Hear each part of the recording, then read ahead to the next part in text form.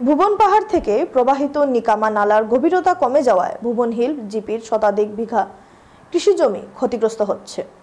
মঙ্গলবার ভুবন হিল জিপিতে উপস্থিত হয়ে সরজমিনে বিষয়টি খতিয়ে দেখলেন ধলাই নবনির্বাচিত বিধায়ক নিহার রঞ্জন দাস।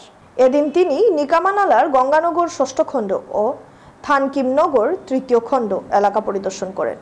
পরে এক ঘরোয়া সভায় বক্তব্য রাখতে গিয়ে তিনি বলেন, বিষয়টি তিনি খুব গুরুত্বভাবে নিয়েছেন। তিনি বিষয়টি মুখ্যমন্ত্রীর কাছে তুলে ধরবেন ও যথাযোগ্য ব্যবস্থা গ্রহণ করবেন বলে আশ্বাস দেন।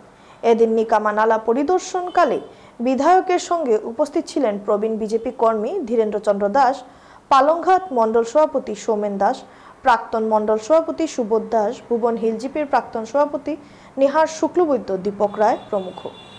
পেটের সম্পর্ক আছে, এটা একটা বড় সমস্যা। আমি তখন চিন্তা করলাম যে না, এই বড় সমস্যাটা নিজে দেখা দরকার। আমি একটা কিছু লিখে দিয়ে দিলাম, হলো না, নিজে দেখা দরকার। আজকে এরপরে আমি তো গুয়াহাটি গেলাম, তাদেরকে বললাম যে না, আজকে আসতে পারবো, সামনের দিনে আসতে পারবো না, আরেকদিন এই যে ফিক্সটা আজকে হয়েছে। আজকে আমি যেটা দেখলাম, ঘুরে যেটা দেখলাম, এটা একটা বড় সমস্যা। কারণ নালাতে পলি পড়ে, মাটি পড়ে, নালা ভরাট হয়ে গেছে, এখান থেকে জল স্প্রেড হয়। এটা একটা সাংঘাতিক প্রবলেম।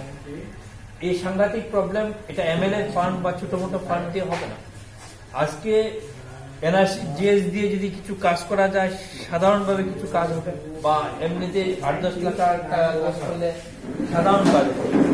এই কাজ দিয়ে পার্মানেন্ট সমাধান হবে না।